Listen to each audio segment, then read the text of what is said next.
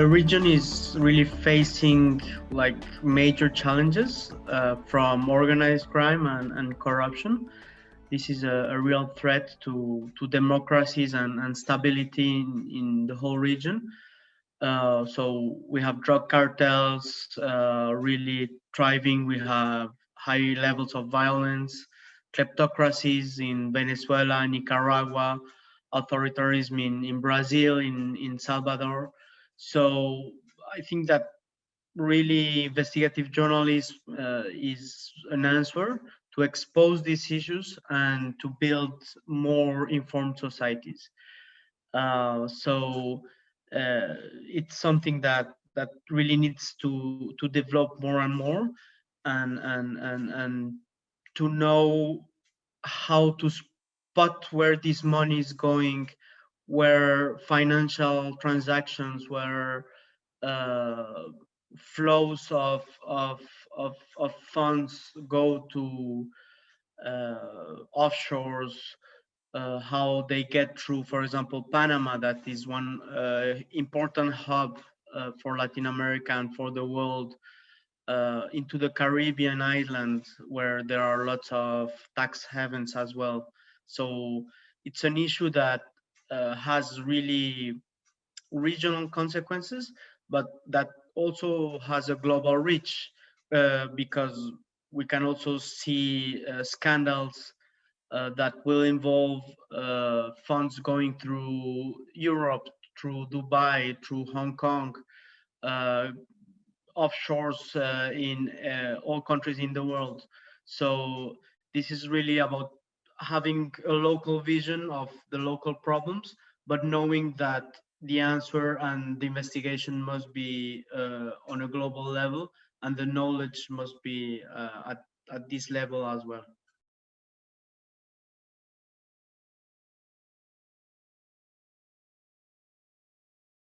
It's all about the famous follow the money that sounds like okay, but how we do it. So basically is technical knowledge, a bit of knowing how all these financial hubs, financial offshores, tax havens work, and then understanding how also money laundering works, also what kind of assets uh, persons of interest or companies of interest will be trying to get with this dirty money. So there is a technical level of understanding how this whole industry works. And then there is also a practical level of following the money and understanding how we can chase an asset with public records, for example.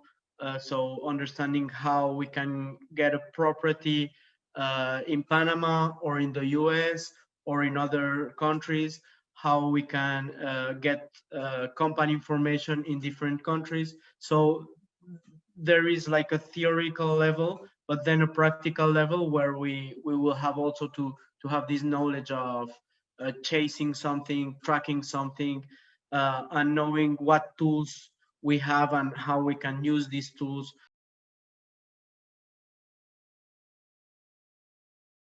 Of course, the local context can be very different in a region as big as Latin America, but we have security concerns. Of course, Mexico, for instance, is one of the deadliest countries for journalists. So it's a big concern, and this security concern is also present in other countries in the region.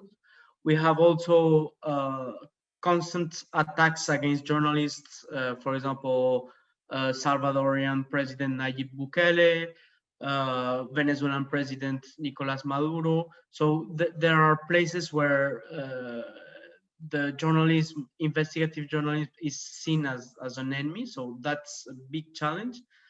And there is, of course, a sustainability issue to do investigative journalism costs. It takes time. Latin America, most of the countries are middle income countries, so some are lower incomes. There is not a culture of donation paying always for the news, for news organizations. So this is an issue that is also important to raise.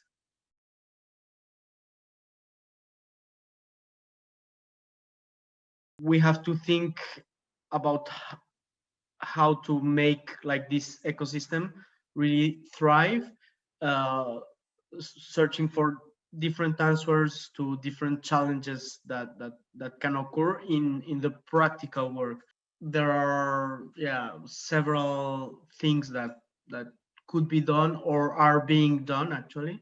So we are seeing that a new wave of small independent digital media organizations are popping up in many countries. So there is a very interesting ecosystem that is being built right now, uh, where we are seeing more and more partnerships, collaborative journalism, between these small organizations that are really independent. So that is really important, and everything that can be done to have more collaboration, have more alliances between journalists. Other things are, of course, knowledge. I think that, as I said, following the money and this kind of investigation can be technical and can get difficult if you don't know. So it's important to keep also on doing workshops, like in an organized way, where you can also have like a 2 weeks workshop on a precise subject. And another thing that is important is also to develop tools and to give access to uh, the biggest quantity of journalists to this kind of tool. So there are data sets, databases that, for example, you have to pay, and this is of course a barrier for journalists that can't really pay. So if organizations can, for example, pay an access to a property database, a company database, uh, this kind of information can be really key.